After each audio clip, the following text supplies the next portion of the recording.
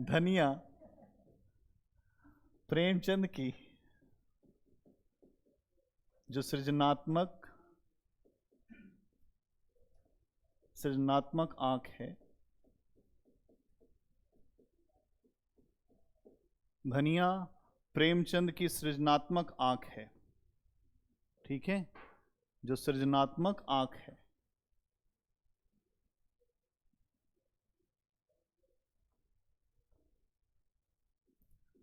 सृजनात्मक आंख है। और आगे क्या है? इस कथन के आलोक में धनिया के चरित्र पर प्रकाश डालिए। इस कथन के आलोक में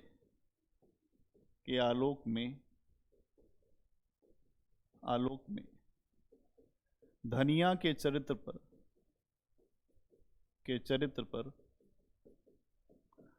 प्रकाश डालिए।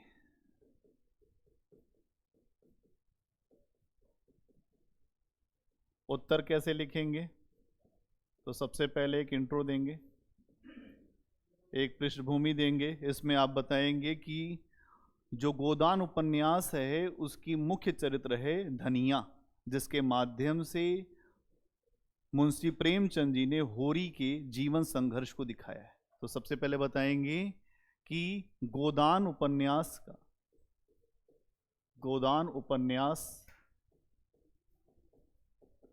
उपन्यास की मुख्य चरित्र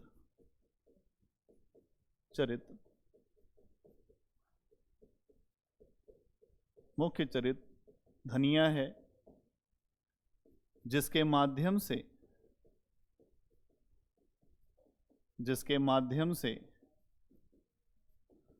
मुंशी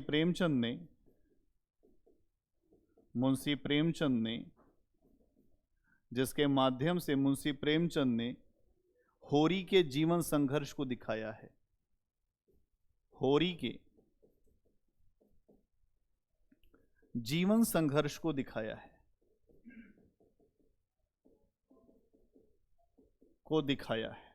क्या किया है? जीवन संघर्ष को दिखाया है। अगला पॉइंट बनाएंगे। अगले पॉइंट में बताएंगे धनिया मूलतः, अगले पॉइंट में लिखेंगे इसी में, धनिया मूलतः प्रेमचंद की सृजनात्मक आंख है। धनिया मूलतः प्रेमचंद की सृजनात्मक आंख है। सृजनात्मक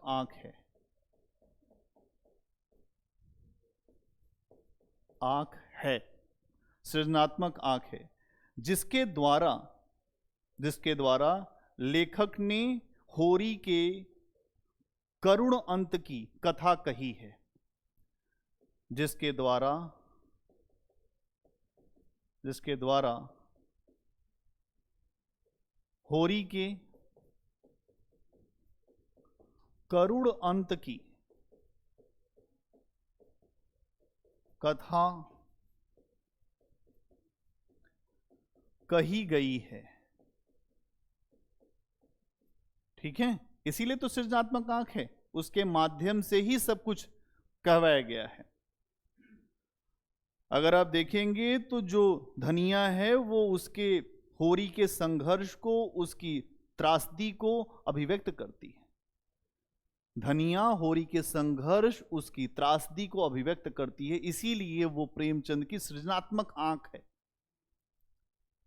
आखिरी समय में होरी जब मरता है तब भी आप देखेंगे धनिया को ही सामने रखा गया है कि गोदान कराओ दादा का, यही तो बात है। इसीलिए यहां पर आप ये देख सकते हैं। अगला पॉइंट क्या बनाएंगे? आप बताएंगे कि गोदान में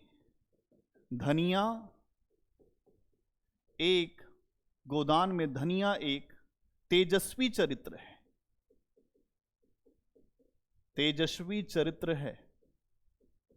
कैसी चरित्र है? तेजस्वी चरित्र है।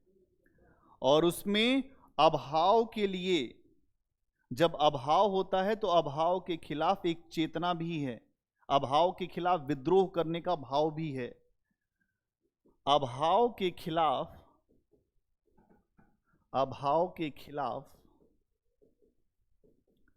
विद्रोह करने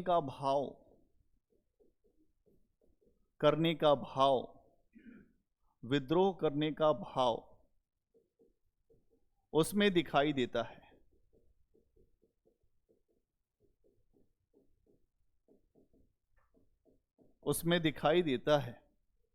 अभाव के खिलाफ विद्रोह करने का भाव, कि वो विद्रोह कर रही है।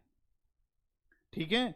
और अगर आप देखेंगे तो एक चीज और दिखती है कि अभाव और उसके जीवन की जो समस्याएं हैं, जो एक सामान्य व्यक्ति के जीवन की समस्याएं हैं, वो भी धनिया के माध्यम से वो दिखती है।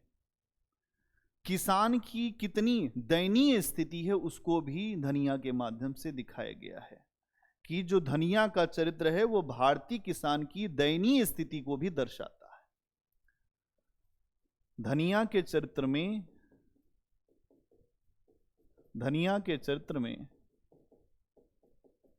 भारतीय किसान की दयनीय स्थिति को भी दिखाया गया है।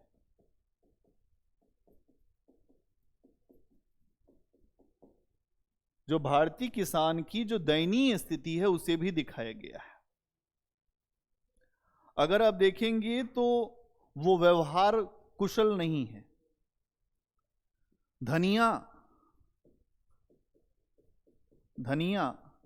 व्यवहार कुशल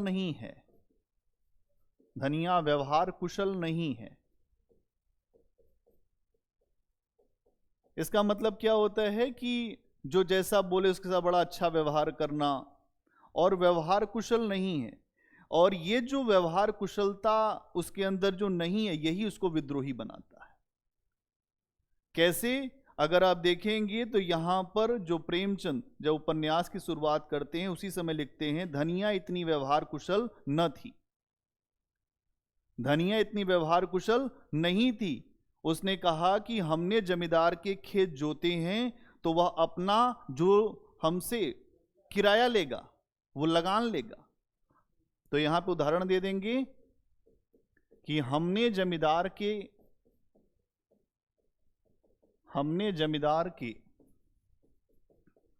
खेत जोते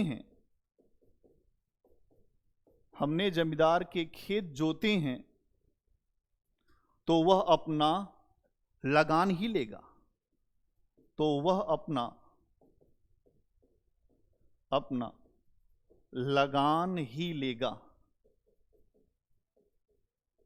वह अपना लगान ही लेगा।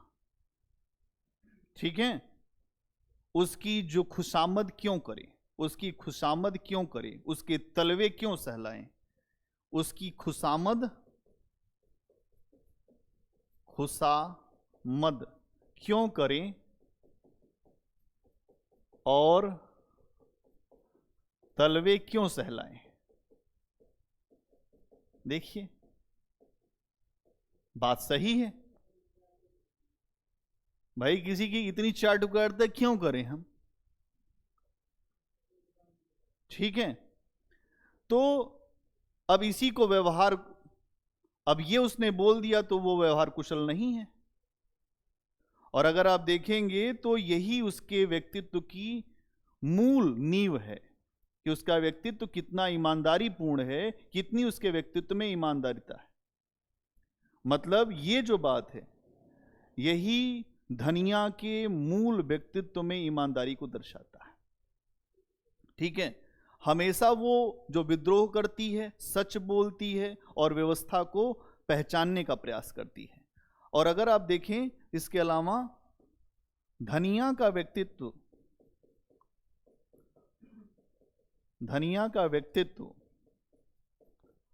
परंपरावादी भी है। जैसे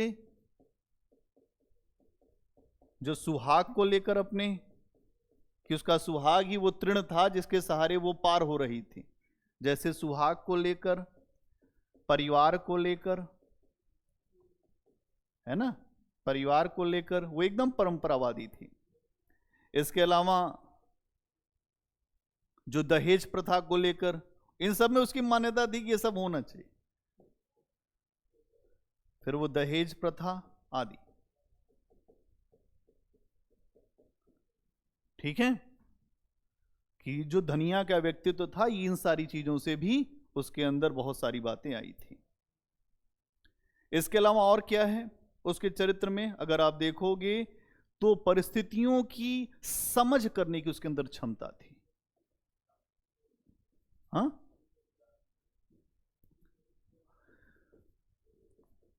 परिस्थितियों को समझने की क्षमता थी।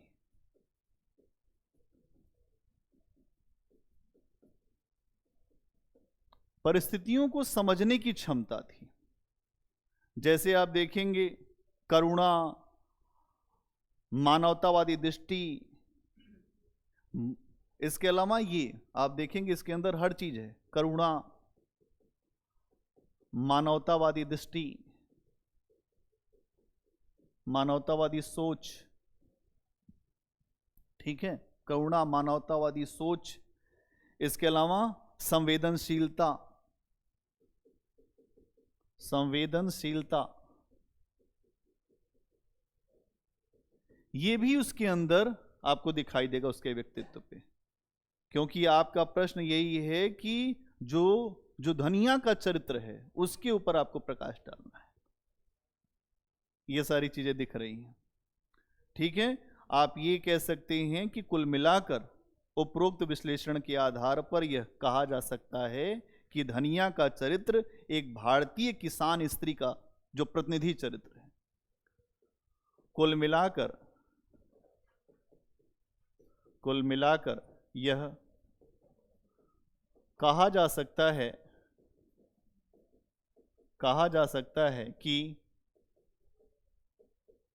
कि धनिया का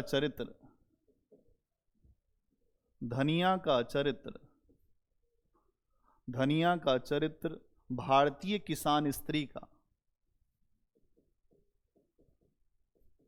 भारतीय किसान स्त्री का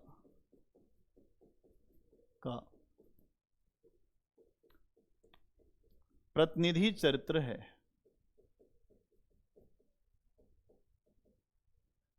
इसीलिए इसे प्रेमचंद की सृजनात्मक आंख भी मान सकते हैं।